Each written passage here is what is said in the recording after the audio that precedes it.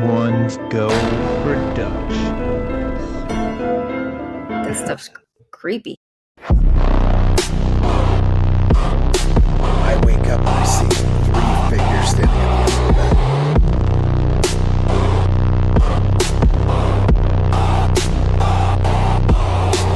bed. They actually saw some 7 to 8 foot tall, hair covered ape men looking creatures that were looking at them through the trees.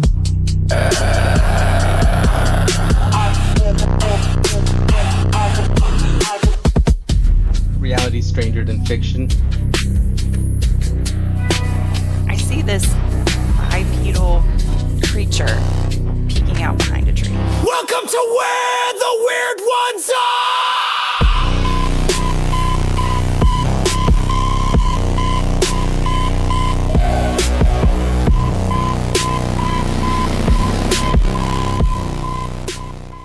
It's so It's weird. dark in here. What's up, you freaky weirdos? Welcome to another episode of Where the Weird Ones Are. My name is Kevin, but you probably already knew that, and if you didn't, now you do. Today's guest is going to be a good one. I think you're going to enjoy it, but before I introduce her, I would like to say if you are out there struggling with your mental health, please, here in the United States, call or text 988 and utilize their resources. They are here to help. And if you're just somebody who just wants to help a friend or something like that, they also have the resources to provide you in order to help said friend. That being said, I am going to be at the Hollow, which is a film festival / horror / paranormal / cryptid stuff, a kind of event where I'll be promoting my indie film that I'll be working on this fall. And it's also all the proceeds, if not a good portion of the proceeds, will be going to donating to mental health organizations. So with that being said, I would like to give the floor to my guest. I want to say Latha, if that's how you pronounce it. I'm not 100% sure. Latha. So it's Latha Jay. Latha. All right. Latha. So I was way off, guys. But Latha, if you don't mind saying hi to the good people out there and telling us a little bit about yourself. Yeah. Hey, guys. And hey, Kev, thanks for having me on here. I'm excited to be weird here and stay weird. It's a fun podcast. I'm excited to really have our conversation. I can share a little bit about myself. My name is Latha Jay. I'm a spiritual manifestation coach. Sometimes I go by spiritual strategist. I am also a public speaker and an author. And in my personal life, I'm a mom and a business owner. And all of those things kind of come together in the way that I coach and train people to really be able to reach their maximum potential and live the life that they want to live. I also host programs in which people can learn to speak on stage and really hold a presence on stage and be able to command an audience, as well as really cool spiritual retreats and different events internationally and in the U.S. Nice. That's amazing. So when you first emailed me, and it was very intriguing because you said that you were a med school dropout, and it like totally shifted. Something happened that shifted your whole perspective on life, and I wanted to kind of like dig into that because there's a whole lot of things that can cause somebody to shift, like you see a lot of like the tarot readers and stuff like that on TikTok and stuff, all of a sudden becoming God-fearing out of nowhere. And there's something that is that happens to us that make us change our lives completely, and it's almost like a 90-degree turn. So I wanted to give you the floor and kind of like discuss that process and your perspective on that. Yeah, absolutely. I mean, life's a journey, right? So when we're talking about the tarot readers on TikTok and stuff like that, I know the particular one you're mentioning too, who just really say, okay, I'm not doing this anymore, what I've been doing for X amount of years, and now I'm shifting to something completely out of the norm, what seems the norm to us. Life is a journey. There's always something that kind of is shifting and changing within us, and it's up to us to really modify our life as such and fulfill our own expectations rather than the expectations of others and what society wants us to appear as. And that's exactly what happened with me. My whole life, I really thought that I wanted to become a doctor. And that's where I was like funneled, to do.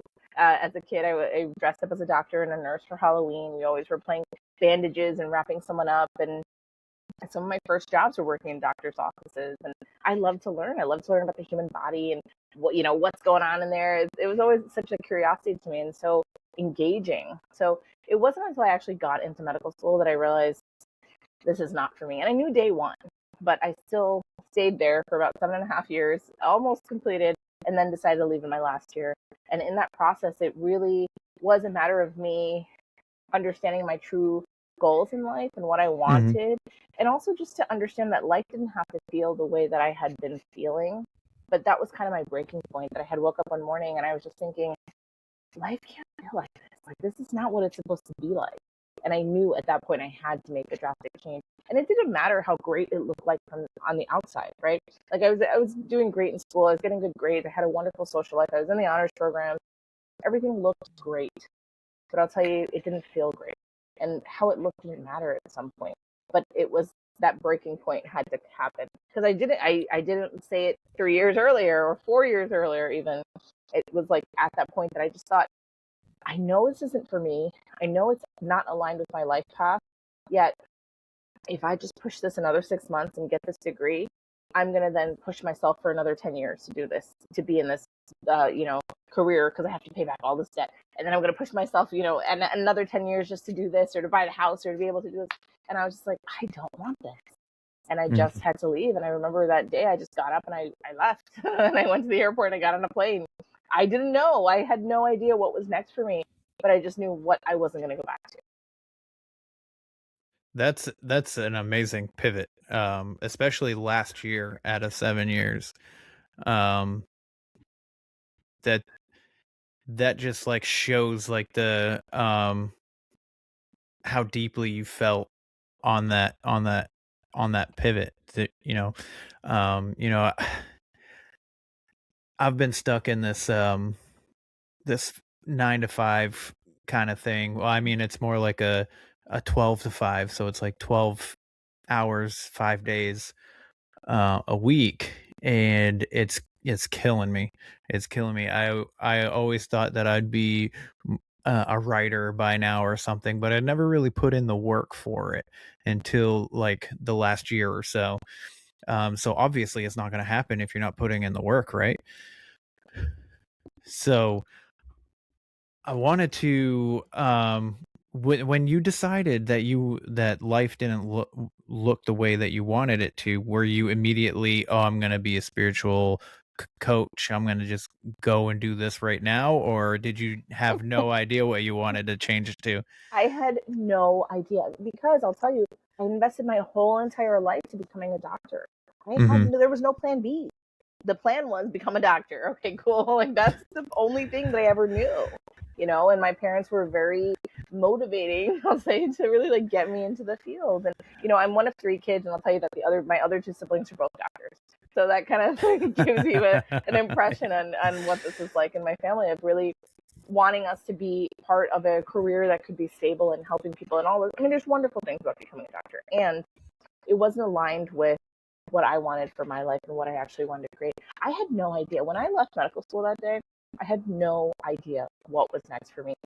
When I left, I flew to Arizona. I was in Florida at the time, and I flew to Arizona to work on a farm. It was part of a woofing. It was a program. It's called Woofers, the World Organization of Organic Farmers. And I found it because they would let you live on the farm for free, and they'd feed you. They wouldn't pay you, and you'd have to work the farm for like 5 hours a day or whatever the agreement was. So that's what I did, because I didn't have another place to stay. I didn't know how I was going to make any, I was going to eat.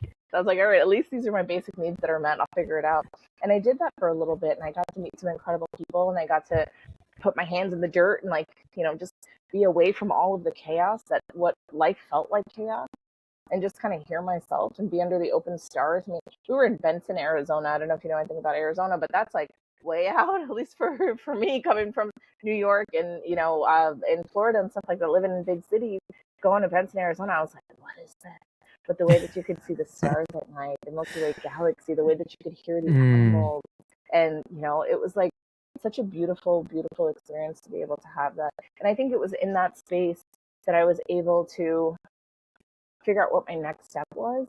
But my next step wasn't even to become a spiritual leader. It wasn't to write books or anything like that. My next step was to go figure out my life a little bit. And I went back home. I moved in with my parents again as an adult. Thankfully, they actually allowed me back. And in that space, I then I took any job I could. I started to pursue every form of understanding that I could. I had one point I had went to fashion school. I went to the Fashion Institute of Technology in New York City. I opened a fashion line. I had a t-shirt line as well. I had a couture ball gown line for a while. I had become a yoga teacher. I was teaching meditation. I went into technology. I did every job you could think of for a reason, because I had no idea what I wanted to do. And I realized that as I was doing something, I had such clarity on what I loved about it and what I didn't love about it.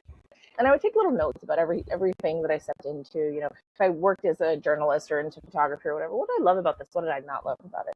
And I noticed a common thread through all of these different industries and professions and everything.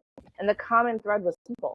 The common thread was like, I love talking to people. I love to help people. I love to be in this space and, encourage people and have them see the benefits of some motivation, how they can change their lives and be an inspiration to them. So amazing. And it was in that process that I was like, okay, I started to understand, like, this is what I really want to do. This is what I'm doing anyways, right? I might as well shift this a little bit, package it, and be able to have this as my career because I'm so happy by this. And I realized in that time that I really wanted to be led by joy. I wanted to allow joy to be the compass of my life.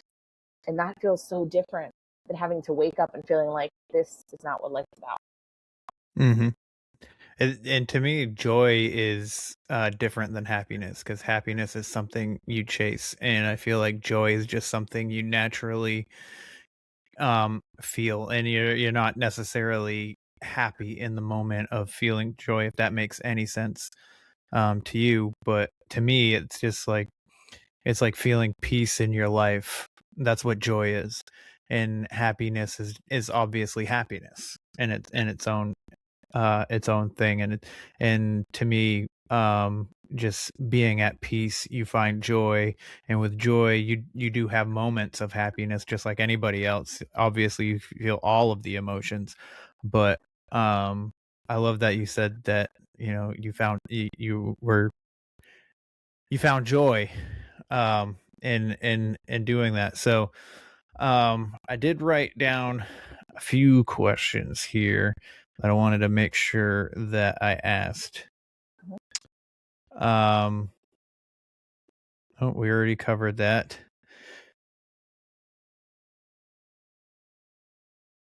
So,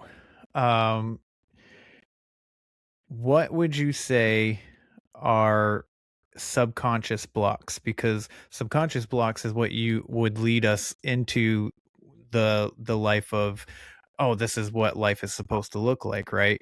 Where we're not opening our minds to all these other possibilities. So I wanted to get from your perspective what exactly they are. Yeah, sometimes they're called limiting beliefs. Sometimes they're even called shadows. But it's really like a thought or an idea that we hold within us that we feel is true or is valid for whatever reason. And if we're talking on the terms of limiting belief, it might be an idea that we're not good enough for something, and that keeps us small and it holds us back. Now, these thoughts, these subconscious beliefs, these limiting beliefs, the shadows, all formed for a reason. At some point in time, it was formed for a sense of protecting yourself, for maybe allowing for some calming to happen in your life or whatever the situation was. But they happen for a reason. And they might have been protective in that moment, but then you carried it now for 45 years, and it hasn't been protective that whole time. It was protected that one time, that idea of, oh, maybe I should be silent right now. Maybe that kept you safe in that moment, but then you've been silent throughout your life and you've missed out on countless opportunities and you've really started to live a very diminished life of what the potentiality of who you are is. And that's what the difference is when you're allowing your life to be led by the default state, the default state of thinking, or if you're in the state of consciously creating your life. It's a big difference there. Yes, absolutely. Absolutely. I would hope that, with today's world, that people are, well, actually, I don't hope. There's a lot of people that are just opening their minds to other beliefs rather than staying in that one mindset. And I feel like I shift once I hit like 35, things kind of just started like changing for me, and I was like, this isn't what I want to do with my life. Like, Mm. and like I started the podcast around like right before that anyway. And so I started it around when I was 34, so it's been almost 5 years now. No, it's been 4. um but it's been interesting, the people that I've met, the things that, because I've never really put myself out there, and I think that's important for a lot of people to do, is because I was like really introverted. And when I decided to do this podcast, everybody in my life is like, you're gonna have to talk to people, and I was like, I'm well aware of that. And they're like, well, you don't like to do that, and I was like, I know that too. And so, like, it was just because these are the kinds of conversations that I like. I like having enlightened conversations. I like talking to people about their life journeys. I like talking about ghosts. I like talking about spirits. I like talking about horror movies or movies in general, or just anything that I really want to talk about that might be weird to other people is what I really want to talk about on here. Um, and I don't really hold anything back, and like I'm pretty open. It took me a few episodes before I really got in the groove of it, but my life is out there throughout the whole catalog of episodes that Mhm. I have. And um I do, so this is an important question, because I have done this so much to myself, is do you think most people unknowingly sabotage themselves? I know that I do, and Yeah. I've done it so many times unknowingly, but so I assume your answer would be yeah, most Yeah. people do, but Yeah, absolutely. That's exactly what it is. I think a lot of people allow those subconscious limitations and those beliefs to take the wheel and kind of guide their life in a different direction than what they really want. They'll start to maybe see and experience and taste little bits of success. And then this voice that comes up and says, like, you're not good enough for this. You can't do this. Okay, cool. And things plummet to the ground. But that is that space of sabotage. It's that idea of thinking, that you're an imposter, you can't show up in this way, you don't belong in the room, kind of thing. Even when Mhm. evidence is very clearly saying, yes, you do. That happens all the time. I mean, a lot of my clients are in that space of that self-sabotage. And they come to me when they actually realize that that's what's happening. When they're like, okay, I need to change this. I want to shift this. I want my life to look so different in 1 to 3 years from now than it does now. And that's exactly what we work on. Nice. When you first started doing this, was it really hard for you to find clientele, or did you find it easy? No. I actually found the clients came to me. Actually, I was working a tech job, and I had always been into spirituality and always had Mhm. hosted retreats, probably since I was about 15 years old. So for over 25 years now, this has just kind of been the energy that I've been in. I was raised in a very spiritual family. Like, we were just having these incredible conversations all the time. And I would, every now and then, I would take on a client, we'll say, to coach for whatever reason they wanted to kind of shift their life. But it always came so naturally to me. People always wanted to talk to me. I remember there was times when I would just be out and about or getting my makeup done for my friend's wedding, and the makeup artist is just pouring her heart out to me, and I'm just like, okay, cool, this is what I need to do with my life. Because when there's this constant energy of people just wanting to come and talk to you, I realize there's a gift in me that I can bring peace to someone, or I can give guidance in some way, and just hold space for them to be who they are, to share whatever's going on in their life, to be able to be and exist who they are. And I was just like, that's what I want to do. It almost felt like a click that happened in my life, right? It felt Mhm. like the rest of my life didn't make sense for a reason. And it all became very, very clear. Oh, all that other shit didn't work because I was supposed to be doing this. And it just clicked. And the thing is too, now, I mean, I run a business, and like I said, I have very full days. Sometimes I'm working a 14-hour day, not all the time, but on occasion. And at the end of those 14-hour days, I never feel depleted. I never feel like, oh my God, I can't do this anymore. I never feel like, man, this can't be what life's about. I literally will end a 14-hour day feeling like, oh my gosh, like it's Christmas tomorrow, And that's the feeling. That's the feeling of being truly in alignment. And that's not to say that I don't have a bad day here, or I have to have a tough conversation or anything. No, all of that happens. But I'm saying more times than not, this is a space of joy for me. This is a space where I feel like I am living my life purpose. I am on my life path. And that's exactly what I help people to do, to really figure out what it is that they want and then to be able to achieve that in a practical way.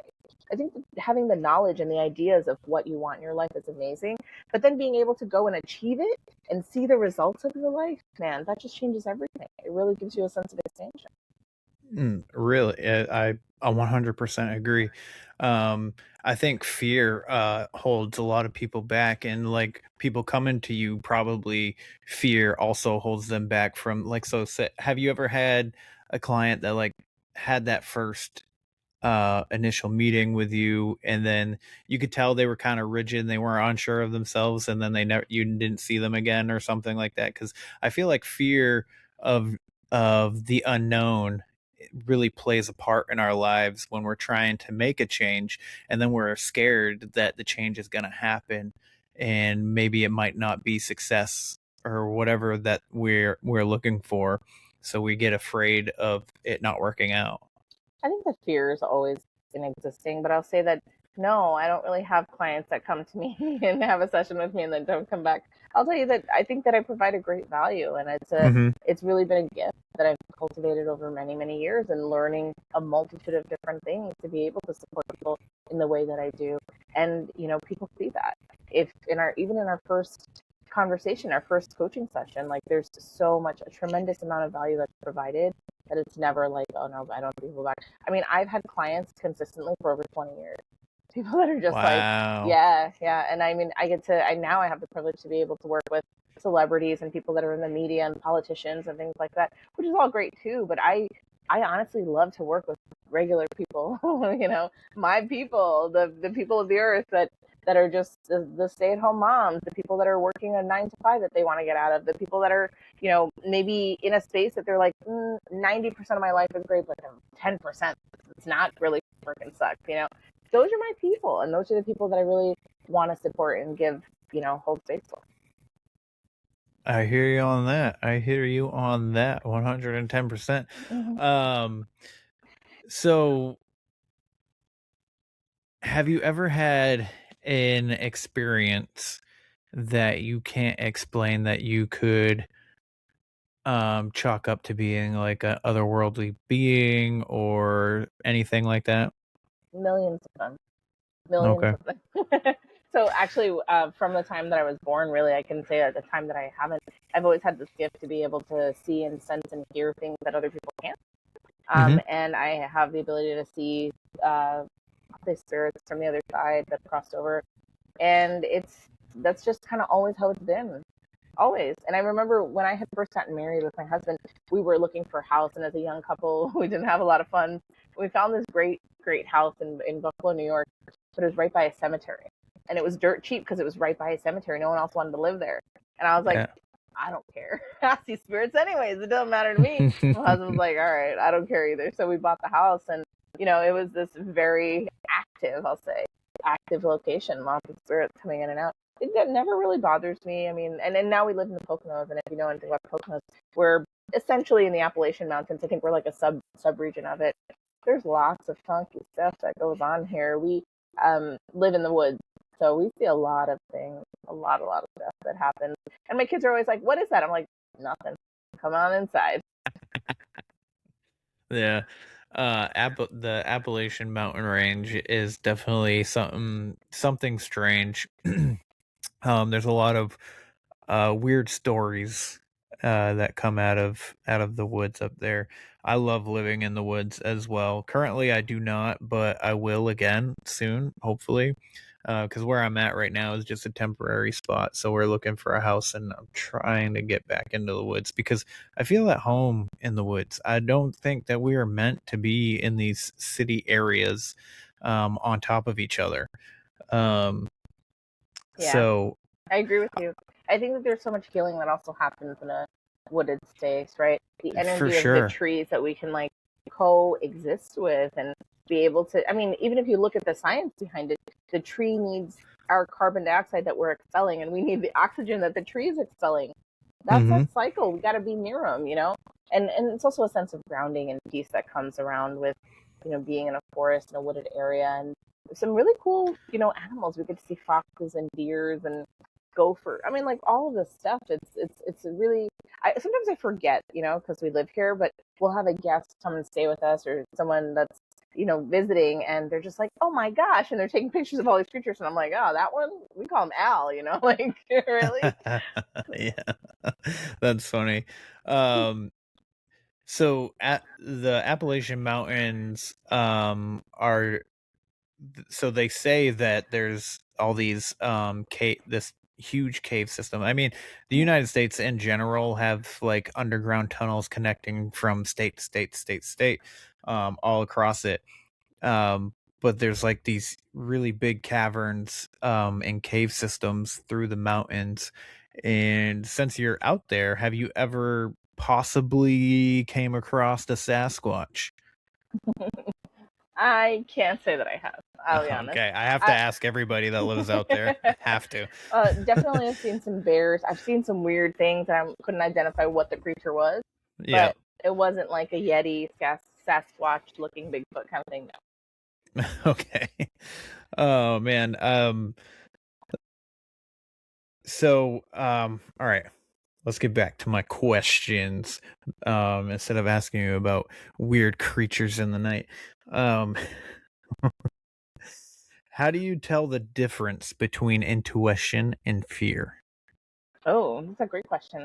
So the way that you can tell the difference between intuition and fear, and when intuition happens, or sometimes I call it a divine download, like something is just kind of coming into your brain, like you're just downloading it, like you would download a file from the internet, right? It's happening very quickly. There's not emotion with it. There's nothing, no real fanfare or anything happening. It's just like bing, coming in. When there's fear associated with it or ego associated with it, there's a lot more emotion that happens. When it's coming from this sense of self or the sense of ego, there's that fear, there's that excitement, there's like a lot of different emotional energy, emotional charge with it. But when it's your intuition, there's not. It's almost this sense of clarity that comes through, and you're just like, oh yeah, that's what it is. I gotcha. Also, I want to backtrack a bit because I feel like I listened to you talk about how you can see spirits, and then I just was like, all right, well, let's move on to like living in the woods. So when the first time you ever did it freak you out? The first time you ever saw a spirit? No, I mean, I was a kid. You're just like, oh, hey. I've always seen them, so Right. it's not something. I think I would be freaked out if I didn't see them. I'd be like, what is happening? Am I okay? Kind of thing. Okay. All right. And you're obviously able to talk to them if need be. Yeah. Or do they come to you to talk to you? I don't have control over them, meaning I'm not like, I'd like to see George Washington today. I can go. Right. I mean, maybe some people do. I don't have that ability, but I will say that when spirits are present, yes, I can communicate with them. Okay. All right. And have you have any of them seeked your help in any kind of way? Seek my help? Not really, to be honest. No. I think that there's a little bit more conversational. Sometimes they seem kind of confused as to like, why are you talking to me, kind of thing, and I'm like, oh, okay. And sometimes I think that they're almost like caught in a loop. Mm-hmm. And I mean, like in that house that we were talking about, we had changed some of the walls. It was an old house. It was like a 100-year-old house when we bought it. And we were like, okay, we're going to change the wall because the rooms were so small. And we just wanted to like combine two rooms. So we had cut off like a doorway and expanded the bedroom a little bit. And in that process, I would constantly see the spirit come through where the doorway was. And we had a bunch of shelves. And every time he'd knock over stuff out of the shelf. And I was like, this is getting old. We're gonna have to talk about this. Like, you gotta stop breaking my shit, man. And it was just like, oh, I didn't even realize, like, what's happening here, kind of thing. It's just like the loop. You're so used to it into eternity. You're in the space of looping. Oh wow, it's almost like I've talked about this like 100 times on the podcast now. Like the movie Ghost, when they're trying to do something, they don't necessarily know that they're gonna smack something off the shelf. They're just trying to move it a little bit, but then they touch it too hard and it goes flying across the room. Yeah, I'm not saying that all spirits are like that, because there's definitely spirits that know exactly their power. But yeah, I'd say that the majority of the majority of spirits that I've met have just been in the space of just doing what they're used to doing. and I now gotcha. having to interact with the world that's different than when they left. I gotcha. Have you ever seen like a recent spirit rather than, because you hear all these stories. This woman looked like she was in a Victorian dress, and this guy was in a top hat and a cane, and with a monocle and stuff like that. So, do you see modern day Oh spirits? yeah. Okay. I mean, when my dad passed away, I saw him in spirit. I've seen my. A lot of times, I'll tell you that the more recent spirits are close, like in relation to me. I often think that there must be part of my soul group because they're coming to show me something or talk to me about something.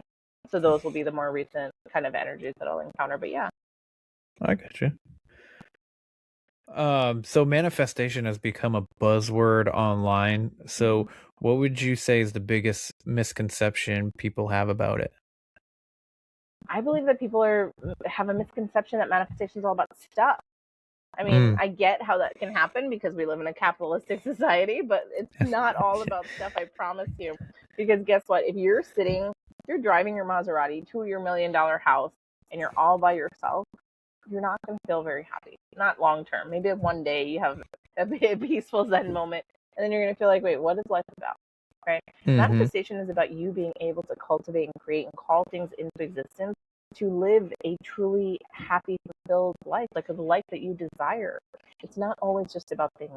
Sometimes manifestation is about confidence and about knowing yourself and be able to having trust within yourself so that you can hold space for new things to come into your life, that you can hold the energy of being a social butterfly or being able to run a multi-million-dollar company or be able to be in an incredible relationship or be the head of a family, right?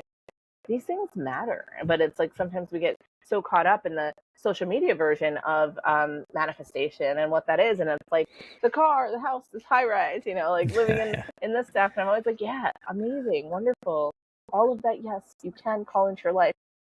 If you're missing the aspect about what feels fulfilling to you and actually truly being guided by your joy and using joy as your compass, you're missing out a big chunk of it. Absolutely, I would agree. So when it comes again to manifestation, what would what do you think is the reason that some people seem to manifest effortlessly while a lot of other people struggle? I think the difference between people that can manifest very quickly and the people that maybe feel like they're struggling about it, it has to do with what we were talking about earlier, the subconscious The stuff. beliefs, the stuff, right? The shadows, the limiting beliefs, the things that they believe about themselves, but they're lying, the idea, the lie that's telling them you can't have that, you're not good enough for that, don't speak up for yourself, all of that. When that is present and you're not even actually doing the work to acknowledge that it's there, then you're allowing it to run your life. And it takes the wheel and it pulls you into all these directions that maybe you don't necessarily want to go in. I gotcha. Because I'm gonna say that I haven't really tried to manifest, but I do. I try to manifest peace. Like that's my main goal, and most of the time I'm successful. But then there's other times where, because I do this thing, this self-sabotage thing, where I do think that I'm a fraud and I don't belong in this podcast space. I don't belong in the writer space, and I tried to write a movie script and I put it into a competition and I didn't get anywhere with it. The competition didn't move me to the next level. So then I'm like, well, what am I doing with my life? And stuff like that. And I know it still can be good. There's just others that people found to be better and stuff like that. And I know that I'm only making it worse in my own head. Yeah. So, I just want to say this about manifesting. You are manifesting, Kevin. You absolutely are. You manifest 24/7. It's always happening. You're always in the space of creating your life. It's a matter of if you're doing it consciously or subconsciously. So if you're doing it from that unconscious default state, it's from those limiting beliefs. It's from the idea of I'll never become a screenwriter. I can't do this. I don't believe in this podcast. I'm not good enough for this, right? Or if you're doing it from the conscious space of I'm going to apply for this. I'm going to move forward with this. I can do this. And you really believe in yourself, right? You're always creating. Now, the thing is that with a conscious space, we can only control it so much of the day. Because guess what? Unless we're constantly focusing on what we're thinking about, we're not really in the space of conscious creation. The default state is what's running the show sometimes. And that's actually why I had created this methodology. It's called the 24/7 manifestation method. I wrote a book about it. I was just going to say, you wrote a book about it. Yeah, I wrote a book about it. I really believe in this stuff. This is the book. I want everybody to get a good look at it. I love the cover. I think it's so pretty. But it's called the 24/7 manifestation method for exactly that. It's a double entendre, double meaning kind of thing. Because yes, you're manifesting 24 hours a day, 7 days a week, but also with this methodology. And I can tell you the baseline of the methodology, at least the foundational work to get people started and interested in it, is really that you're writing down an affirmation in the positive present tense 24 times in the morning as soon as you wake up, and 24 times in the evening right before you go to sleep. And you're doing this consistently for 7 days in a week. You are really like creating a routine around this. You're creating a conscious effort toward this. And when I'm saying in the morning, it's not like, oh, I got in the morning, I went to the bathroom, I brushed my teeth, I've got my coffee. No, I'm saying like you just cracked open your eyes from your sleep state into your conscious state. There's still crust in there. You literally roll over, you grab a pen and you start writing, right? And it's purposeful that I'm telling you to do that way, because it's actually based in neuroscience. So neuroscience tells us that period of time between rest and wakefulness is called a hypnagogic state. And it's in the hypnagogic state that our subconscious is the most impressionable. So we've just been talking about how important our subconscious is and the ideas that it holds, right? So when our subconscious is most impressionable and we're impressing upon it a particular idea, an affirmation, and what we are creating for ourselves, what we're calling into fruition, well, that goes further faster right there, right? And then you do it again at night. And again, from wakefulness to rest, it's the same state of time. That's when your subconscious is the most impressionable. And you're focusing on this and you're writing it. And you go to sleep and it kind of like marinates in your mind. And you're doing this consistently for 7 days. Now, not always does your manifestation come true in the 7 days. But I will say what shifts is your mindset. What shifts is that underlying understanding of what is possible for you. And you have these subconscious shifts that happen that then can create a ripple effect in your life. There's been so many times that I've done this methodology, and I've done this methodology with thousands of people, right, all around the world. And even when I'm hosting a retreat, oftentimes I'll just tell people like, hey, let's do this. It's a 7-day retreat. Let's do it for 7 days. We're here anyways, right? And people get into it and they'll want to do it. And there's been so many times where people will come and be like, I don't know about this. I'm like, okay, that's fine. You're here anyways. Just do it. They'll do it. And then, I'll inevitably get an email or a message 6 months from now, and they'll say, you're never going to believe this. I'm 3 months away from being debt free. I just lost all this weight. I just met the man of my dreams. My manifestation from Costa Rica is coming true. And I'm like, yeah, I believe you. I know how powerful this is. And it's not like this, magical, mystical thing or anything like that. It's science. It is science, because you are shifting the connections in your brain. You are shifting a pathway in your brain that maybe once you believe that it wasn't possible, you keep telling it it's possible. It's kind of like you're gaslighting yourself. I'm doing this. I'm creating this. I'm already a New York Times bestselling author. I am so happy and grateful now that I'm a screenwriter. I'm so happy and grateful, whatever it is. But also I want to just clarify, you're writing one affirmation the 24 times and the same affirmation in the evening, and then you're using that same affirmation for the whole week. So you're focused on one thing in particular. And the reason that I tell people to really focus on one thing is not because you can't manifest everything that you want in your life. You absolutely can. But we're starting with our alphabet, right? We're starting learning our alphabet, so then we can learn our words and our sentences and our paragraphs, and we can write the book. And this is the base of it. So when you try to focus on writing the book first without learning the alphabet, it feels overwhelming, because you're like, what is all this? This is chaos, right? Yeah. It's like you can't even get there. But when you start with just one thing, you're like, wait a second, I got this. Oh, manifesting a cup of coffee? Cool, I can do that. That's easy. Manifesting this for me, look at that, I got that. And you start to gain confidence in your abilities. You start to be able to see yourself for who you truly are, and you become stronger in your abilities and your power of actually being able to manifest. But it's with that confidence, and sometimes you need to start somewhere that feels approachable for you. Yeah, absolutely. I do think that human beings are a lot more powerful than we think we are. I think there was been a disconnect in the building of a society where we have forgotten to be in touch with those certain parts of us that could do things like, and I talk about this all the time. There was an episode of the Joe Rogan podcast. Theo Vaughn was on it. And he said something that sounds like a joke. And Joe Rogan was just like, he said no to the question, and they kind of just moved on. But I think he was serious. But he, like when Joe Rogan said no, Theo just kind of laughed about it. And the question he asked was, "Do you think the wind is trying to tell us something that we don't know how to hear anymore?"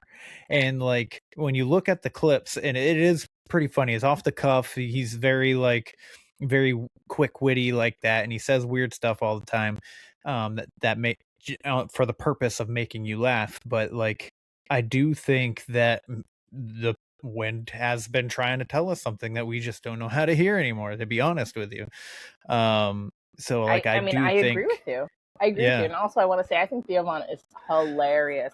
Also, I think he's so funny because a lot of times I'm just like, I get what you're talking about, man. I know it's like, he has a very quick-witted nature to him, but the way that he presents himself is always very funny. And I agree with it. I think there is a lot of things that we're trying to be educated by the earth, the wind, the moon, anything that the trees that we were just saying. Being able to live in nature and feel connected to something that is beyond us is powerful, but it's also needed.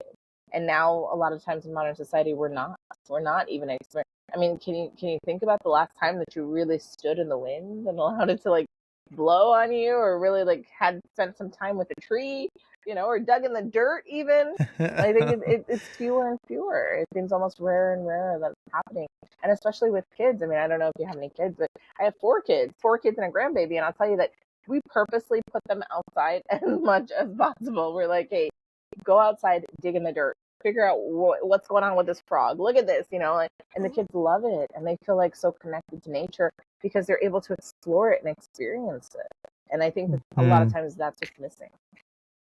I will say that you do not look old enough to have a grandbaby, but I have three children. Two of them are teenagers. One is about to be an adult this year.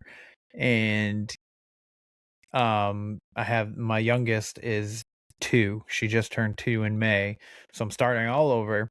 And the way that I'm parenting her is completely different than the other two, just because like I have done so much healing, and I've expressed this to the teenagers several times, and I'm like, I'm really sorry for some of the things that I did, like, and I know, and I wasn't really good financially back then. I struggled. I barely could keep $500 in my bank account at a lot of times throughout their childhood, and a lot of things that we did, it was being out in nature because it was free.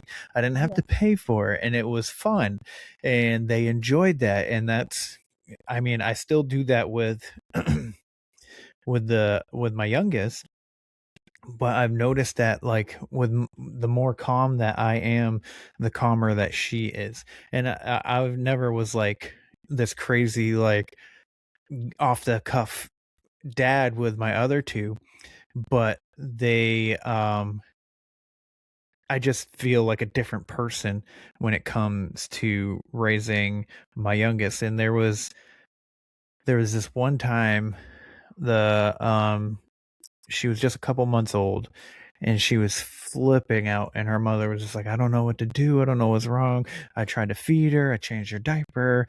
I'm trying to get her to go to sleep. She won't go to sleep. And I just picked her up and I walked outside and I laid in the grass with her. And as soon as her head and her hands laid on the grass like this, she just shut up. And her and I just laid there and stared at the clouds. I'd point at the clouds. I mean, she didn't really understand at that point, but she does now. And we'll lay out there now almost all the time, whenever at least I try to, as much as possible. And it's just like, as soon as she feels that grass on her, no matter what part of her body, she's just so much calmer and easier to talk to. Absolutely. There's a need for nature. There's a need of that connection between human and nature, and yeah, I totally hear you on that. And it's really interesting. I think we have a similar child distribution because I have a 3-year-old actually, and then my Oh. oldest, she's adopted, is 28, who has a grandchild. But I'll tell you that it's across the gamut, and the way that we are with our older children versus our child now, it's world different, you know. Mm-hmm. And I can see that change that happened within me as well because it was a space of learning and a place of reflection. I agree with you. There was times when for the older kids, I'm just like, man, I was not the best parent, and I think there's value in being able to admit that and to say, Yeah. look, I was trying my best, and when I look back on it, I'm like, that still wasn't meeting your needs in the way that I probably wanted to treat you, right? I wanted to have you have these experiences, and it wasn't possible at that time, and I'm sorry for that. But I think that actually brings a lot of understanding and healing, and it humanizes us as parents. Because I remember, even as a kid, I never really thought of my parents as human, if that makes sense. They always just seemed to like have their shit together and doing, whatever. It wasn't until I became a parent myself that I was like, wait a second, they were people too, Yeah. And I want to constantly just remind my kids, like, look, mom messes up, dad messes up too. And there's a space for us to ask for forgiveness. And there's a space for you to give that forgiveness and to see we're trying our best, man. Like, that's just how it is. Yeah.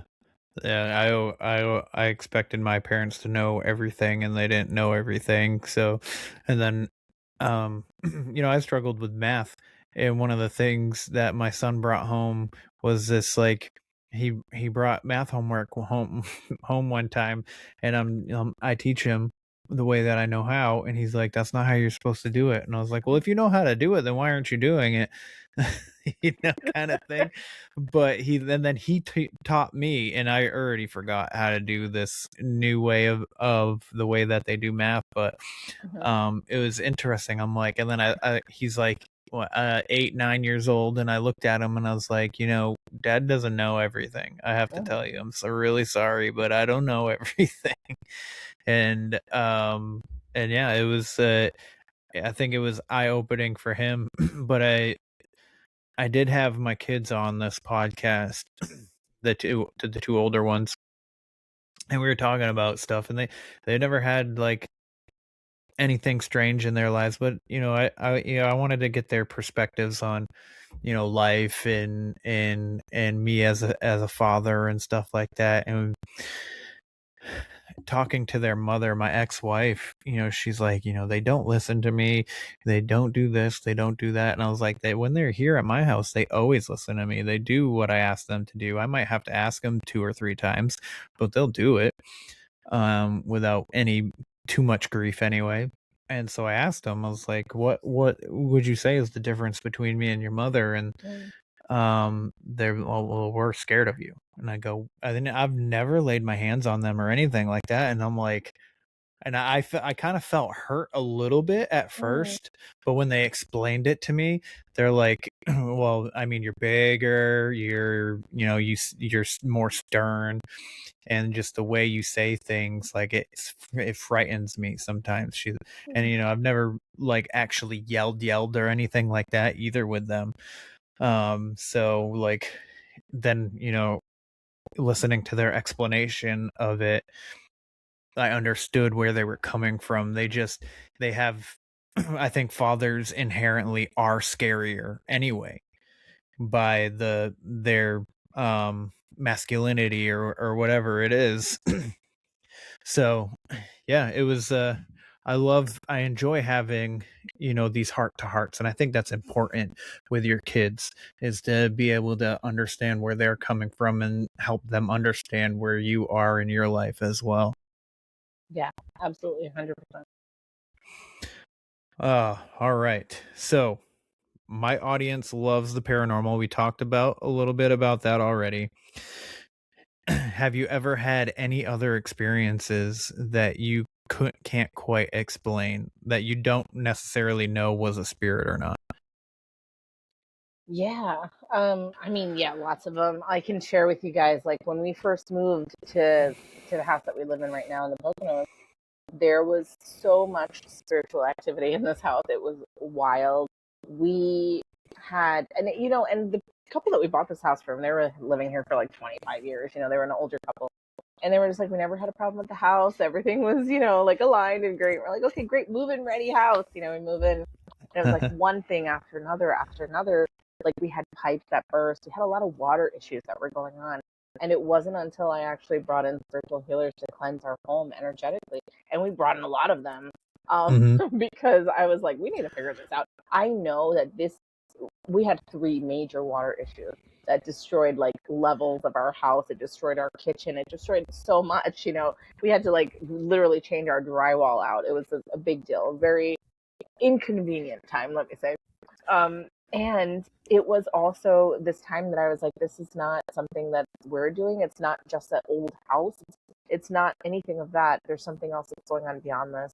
And after we had our house cleansed, now we've had no issues for like 2 years now. But when we first got here, man, I was like, what is happening? And I also remember many times that I'd be home on my own working or doing whatever, and I would hear my kids at the house, and I would think like, oh my God, did the class get canceled? The kids are back home or whatever.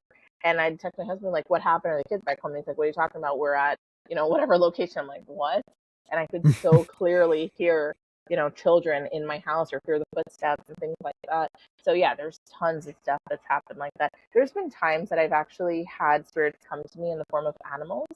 And past loved ones that have come to me as a sense of an animal, as appearing as an animal. I mean, my dad has come to me as a cat once, and it was like do you want me to tell the story? Yes, Okay, please. okay, cool. So when we had actually first moved here into the Poconos, my mom was coming to visit. My mom's in her 70s. At the time, she was mid-70s. She kind of had gotten a little discombobulated. It was dark. There's not many lights on the roads. We live in the mountains, in the forest, right?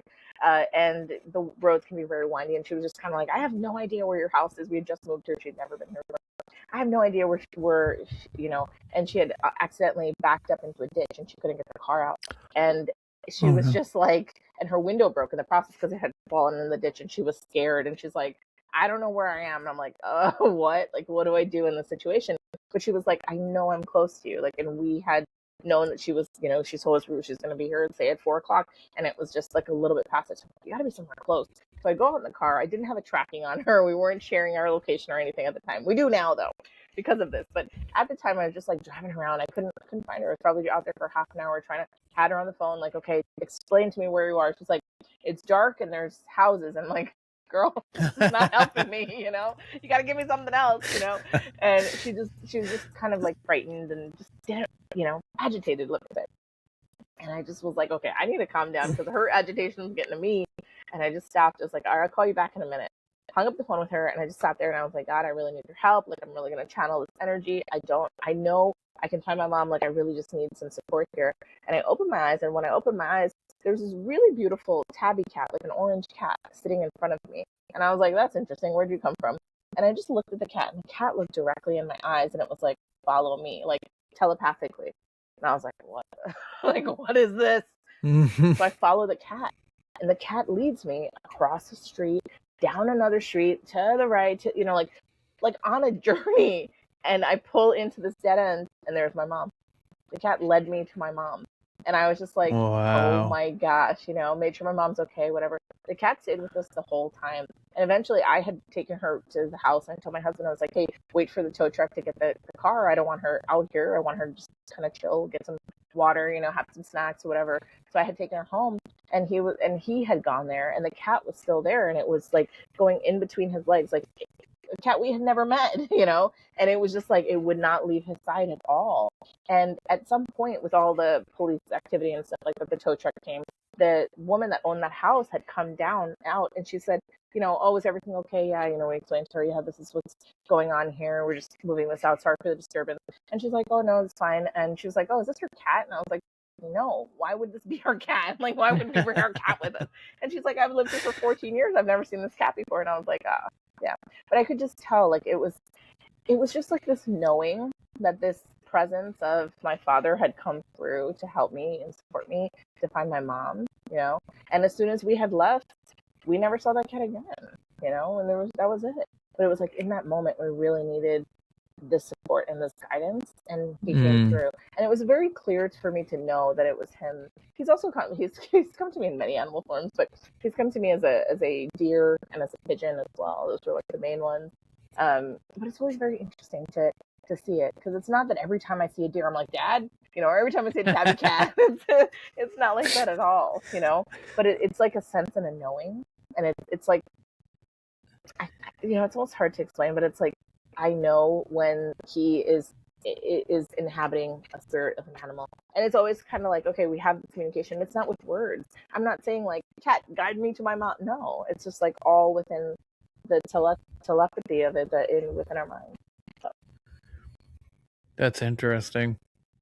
I have a story where I'm pretty sure. Well, so I did this regression therapy with my therapist years ago now, and this story came out of it, and she sat down next to me and she's like, this could have just been a dream, and this and that, and blah blah blah blah. But it was a story about telepathy, where I saw this little village of mushroom people when I was like 10 years old. And the fact that they were mushroom people, I'm like, I'm a freaking crazy person, you know what I mean? But this mushroom was on my shoulder, and telepathically it told me that I didn't need to wear glasses. And then when I came out of it, to make it more clear for you, is I was walking through the woods, and all of a sudden it just, like, the tint of the area turned to like a shade of blue, and I could see that on the other side of this little creek that I always played in was this little village of mushroom people, and they don't look like people that looked like mushrooms. They were just mushrooms that moved around. I couldn't see a face or anything like that. And I get a tap on the back of my head, and my glasses just kind of slide off my face and onto the ground, and this mushroom's on my shoulder. And telepathically it goes, you don't need those. I was like, my glasses? And he goes, no. And then just like that, he's gone. And my sister's standing there. My sister's like, what's wrong with you? And I was like, I'll drop my glasses. And I'm like gonna tell her the story as soon as I get my glasses. And she comes over to try and help me find my glasses, and she steps on my glasses. And so I'm all freaked out about my glasses. I tell my mom. My mom's like, well, you got a doctor's appointment coming up. I'm not going to get you a new pair, because if your prescription's changed, then I'm just going to have to buy you another pair, and I don't have the money for that. So I went a couple weeks without glasses. Then we get to my doctor's appointment, and my doctor, they do their testing. They dilate my eyes and all that stuff. And then afterwards he's sitting in his little swivel chair that all the doctors used to sit in the doctor's offices. And he's reading the paperwork, and he just kind of like spins right around. He looks at me, he goes, hey, you don't need glasses. And we're all like, what? And he's like, your vision's 20/20. He's like, I would suggest, wear them when you watch TV, you read a book, or you write. And my mom's like, she heard, you don't need glasses. So my mom's like, he's not getting glasses. And I haven't worn glasses ever since. So whether that experience is real or not, I still didn't end up needing glasses. Like that, like I remember the doctor's trip organically. I remember walking into the woods organically. It was just that little chunk. It was probably like 5 minutes, maybe less. And that came out of regression. And when I think my therapist also thought I was crazy, because she wasn't quite spiritualistic kind of person, you know what I mean? And in fact, I told her that I kind of like told her a little bit of my political views, and the way she reacted to it, I was like, I don't want to talk to you anymore anyway. Because you're just gonna make me feel stupid. Like the way when she reacted to me telling her, I felt stupid, and I was like, maybe I shouldn't have told you that. Wow. Kind of thing. I'm sorry you had that experience with your therapist. I think that therapy should always be a safe place, right? So, absolutely. Yeah. So sorry about that. Also, I totally believe that you had that experience with, some kind of entity of mushroom people or whatever it was. And I also believe that sometimes things can only appear in a way that we're able to understand them, or at least willing to be able to see them, right? So maybe as a child, you can see things that might seem more fantastical, like mushroom people and things like that. and then me Yeah. as a grown up can only have the guidance of a physical thing that I know is like if I talk to him about a tabby cat, people aren't going to say like that's tabby cats don't exist. No, they exist. Like we Yeah. know that this cat exists, you know. So maybe there's something there as well. But I do believe that there's a space that we create as to what we can and cannot interact with on this plane in this dimension. Yeah, absolutely. I just really love the idea of telepathy. You know what I mean? Mm-hmm. Like, I wish, I mean, that's another thing that I think that we used to be able to do anyway. And I would love to be able to do that. I'd love to be like telepathically tell my girlfriend, hey, bring me down a cup of coffee or something, you know, while I'm in the middle of a podcast. I do believe that you can train yourself to do this, especially in couples, because there's been a couple of times, not all the time, but me and my husband have done that, and it's just really cool. Yeah, like he has his own schedule. He's doing whatever he's want. I do my own schedule. But there's been times where I'm like, oh man, like I really want to eat whatever, sushi, let's say. And then all of a sudden he'd be like, I was at the grocery store and I just had to get this sushi. And he's like, I know it's random, but I'm like, thank you so much for bringing me the sushi. Like, it's like, there's been so many instances in which that's, a similar situation has happened, or I've asked him to like, them thinking about like, oh, I really want this like purple shirt that I saw. And he like brings home this purple shirt. And he's like, I don't know why, but I really want to bring this, get you the shirt. Does it fit you? I'm like, what? Like, you never like buy me clothes like that, It's like, what? It's so random. He's like, I don't know. I just felt like I had to. I'm like, okay, cool. Like, so I think that there can be this development that happens, especially with a partner that we feel this deep connection with. And a lot of times that's our husband, our wife, our boyfriend, girlfriend, whatever, someone that we are like intimately connected with. I think that that's absolutely possible. But I do believe that like telepathy is a skill, right? Like being able to develop that is a skill. And also, since we're talking about the weird stuff, let's get into it. I do believe that human evolution is headed towards us needing to talk a lot less and being able to communicate telepathically.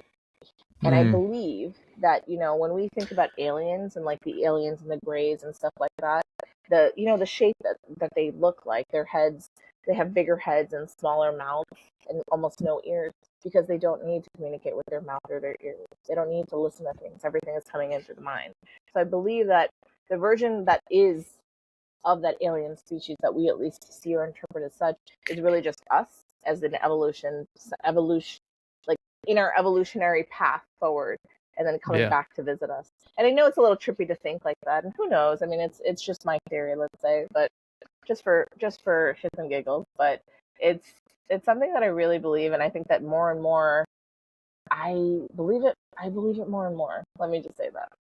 Yeah, there's a lot of similar theories to that. The grays being because the fact that they all look the same and stuff. Where we had progress, we now mingle interracial couples and stuff like that, and we and then they once we continue doing that, eventually it'll be one race, and as we go on, as if we continue to commingle like that, you know what I mean, which would cause us to be one color, one look and stuff. And that's what a lot of people are saying has happened so far in the future, and that's why we have this gray skin or whatever. I think South Park did an interesting episode on that where people are coming back and they were all like tan, like a certain color of tan, and they all look the same. They're all bald. And they all talked like this meh, meh, meh, meh, or whatever. I can't remember exactly, but anyways, it has been an ongoing theory that they are just us in the future coming back. But they also say that they are genderless as well. So they are taking embryos of babies so they can continue and mixing their DNA and creating these hybrids so that they can continue their lineage in the future. Whoa, I didn't quite catch wind of that aspect of it, but that's interesting. I have to look more into it. Well, yeah, I would hate to be a future person and be genderless, to be honest with you. I don't know. But then again, I would have to grow up and experience it that way anyway for it to be normal, I guess. So, um, but yeah, it's there's so many different there's so many different theories of the aliens, like the Nordics.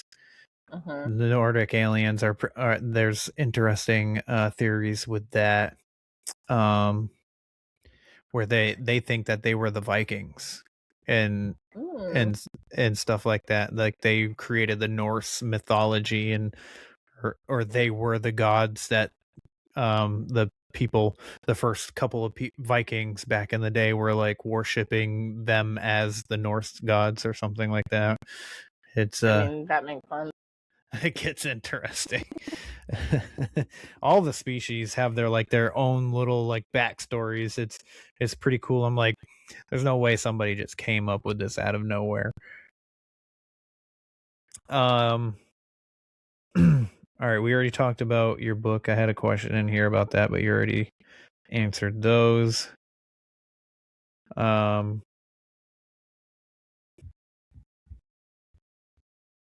Deja vu. What are your thoughts on deja vu? I think deja vu is very interesting. Sometimes I think that when we're experiencing deja vu, there's, you know how in the Matrix, deja vu is like, oh, there's a glitch. Yeah. I think that there's some truth to that. It's almost as if every time that I experience deja vu, I know that I'm about to quantum leap. Something in my life is going to significantly change, and it doesn't necessarily happen in that moment, but it's almost like it's telling me like, oh, you have the memory of this. This is the deja vu moment, and get ready because it's like the next. It's almost like the alert light going on. Yeah. It's like, be prepared, put your shoes on, kind of thing. And it's like something's gonna kind of shift in my life. So I don't know. I mean, I don't know how it really affects other people, but I've noticed this in my life that every time I have a deja vu experience, within the next few days, honestly, within the next day, there's like a significant shift that happens in my life. That's interesting. Yeah, I've experienced deja vu a few times, and I don't really notice anything after it. Maybe I gotta pay attention. I should pay attention the next time it happens, what happens the following couple of days, because there's been so many times I'm like standing somewhere, or I'll be driving somewhere, and I'll be like, I feel like even if it's somewhere that I've been before, just like that moment in time just feels like what I'm wearing, who I'm with, Yep. exactly what I'm doing. I'm just like, this has happened before. Mm-hmm. So yeah. But anyway, my favorite question that I love asking at the end, which I can already tell that you do, but are you finding fulfillment in what you're doing with your life now? Yeah, I really am. And I will say that let's say 20 years ago, 25 years ago, I would have never guessed that this would be what gave me fulfillment at all. This would not have been on my bingo card. It would have not been, any part of my life that this would be the career path that I would go down that would bring me this beautiful life and give me this opportunity to be able to support people all around the world and, become an author and things like that. Sometimes I'm so surprised because I'll get messages from people all around the world. I've gotten messages from people in China, and I'll have to like Google Translate it, and it'll say something like, I just got your book, and it's like, really impacted me, and I want to write to you and say thank you. And I'm just like, what? Like, this is incredible, to be able to do that. I never, never, never would have expected that. And I just kind of want to say, especially as we're like closing this down, you don't know where your life is going to lead. And even if it's shitty in the moment, even if it's a dark day that you're having, just understand that that's just a sentence in your book. That is maybe a page. Even at the worst, it's a chapter. It's not the whole book. It is not the whole book. Things are going to change and unfold for you in ways that you could not even imagine. So keep going, keep faith, keep moving forward in your life, and just understand that life can feel different. Life can feel different, and it can be truly just so delicious, like really, really beautiful life if possible. Absolutely. Thank you so much for everything that you contribute to all of your clients and the help that you do, and the book that you wrote, which actually I would love for you to share with people where they can find your book. Yeah, thank you. You can find the book on Amazon, at Barnes and Nobles, and at pretty much all major retail booksellers around the world. It's actually coming out October 6th, 2026. But I'd love for people to pre-order it, because when you pre-order it, you also get the ability to come and to learn so much more. We have actually a lot of free bonuses. As a pre-order bonus, you get a free course. It's called the 24/7 Manifestation Method course. You get some divine downloads, and you also be able to get multiple coaching calls with me in October. So I am so excited about it, and I want to encourage people to go and pre-order. It really, really makes a difference. And you can find, it's called a 24/7 Manifestation Method. It's truly about becoming a magnet for success in just 7 days. Nice. I love it. Well, thank you so much for taking the time to come chat with me today. It means a lot to me because time is our greatest currency. So it really means a lot to me that you spent this time chatting with me. So thank you. Yeah, thanks for having me. It's been great. All right, everybody listening and or watching. If you don't mind, please like, follow, share, subscribe. Go pre-order that book as well. Leave a rating and review. If your podcatcher does not allow you to leave a rating or a review, please consider doing so on the website where the weird ones are podcast.com. That is also where you can get merch, hot sauce, coffee, supplements. You can read some of my short stories. My blog posts are up there. Information about the film, the independent film that I'm making that I will be starting to film in this fall. But yes, please pre-order this book. I definitely want to get that book. So all right, guys, definitely check her out.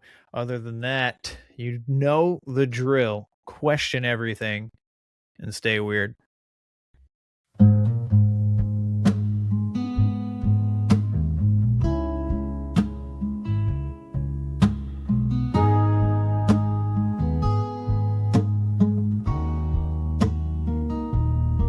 In the quiet of the night, when the world feels far, there's a voice through the static, like a falling star.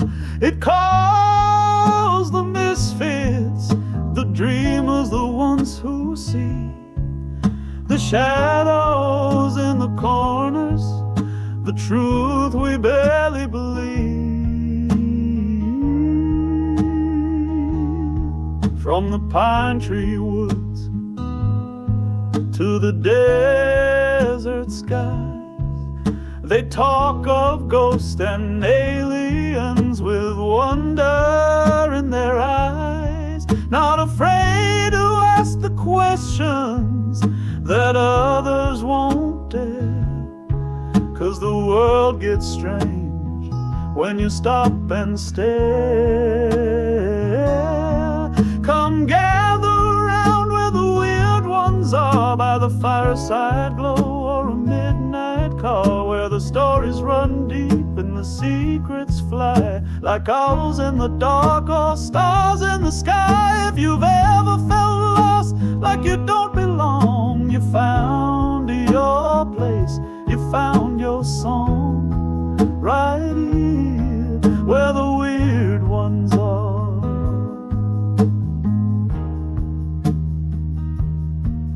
They'll talk of cryptids, time slips, and deja vu, of spirits that linger, and what might be true. But more than the monsters, it's the people you'll find who dare to be open with curious minds. It's not about fear, it's the thrill of the ride, to question the world with wonder as guide. So pull up a chair, let your freak flag fly, we're the seekers of truth beneath the sky. Yeah, come gather around where the weird ones are, on the moonlit thoughts and cosmic scars, where the veil feels thin and the questions burn, and we chase the strange at every turn. You're not alone, not in the dark, you're